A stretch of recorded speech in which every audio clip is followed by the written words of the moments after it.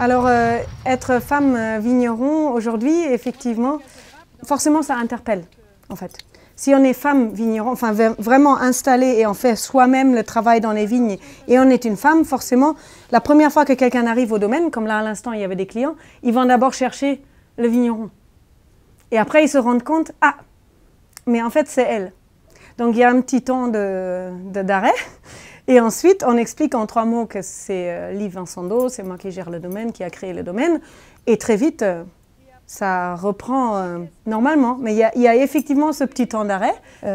Après, le fait que le monde du vin est encore majoritairement masculin, c'est plutôt très agréable. Moi, j'ai été bien accueillie. Puis aussi, on peut demander beaucoup d'aide. En fait, en tant que femme, c'est beaucoup plus facile j'ai l'impression peut-être de montrer une petite faiblesse, de dire tiens, ça, je ne sais pas faire. Et on peut décrocher un téléphone, on peut dire à un collègue écoute, là, enfoncer tel piquet.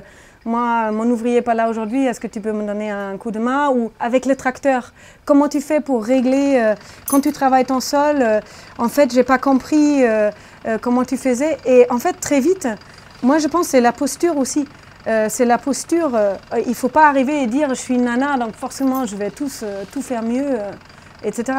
Mais c'est comme quand on arrive d'ailleurs, parce que non seulement je suis une femme, mais en plus, je ne suis pas de Rochefort. Et en plus, je suis franco-allemande.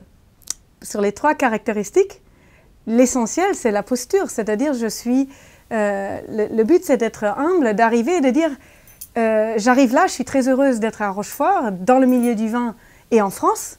Je suis très contente. Donc, j'ai envie de travailler avec vous. Et puis, sur certains points, est-ce que vous pouvez m'aider? Est-ce qu'on peut travailler ensemble? Donc, c'est vraiment cette humilité-là aussi qui aide à s'intégrer. Et en fait, je pense qu'on peut dire que je suis très bien intégrée dans le milieu. D'un point de vue communication et commerce, c'est plutôt un avantage. Parce qu'actuellement, heureusement, il y a une lumière un peu qui est faite sur les parcours de femmes dans le milieu du vin. Et moi, pour la partie vigneron, parce qu'il y a très bien d'autres métiers. Il y a pas que il y a beaucoup de femmes dans le vin, mais il y a encore quand même peu de vignerons femmes. Ça peut être des maîtres de chai, ça peut être des œnologues, ça peut être des femmes de vignerons, ça peut être beaucoup de fonctions. Le métier de vigneron, proprement dit, fait par une femme, c'est encore quand même plutôt rare. Et c'est un plus parce que les gens, ça les intrigue, ça les intéresse. Donc, c'est un point positif.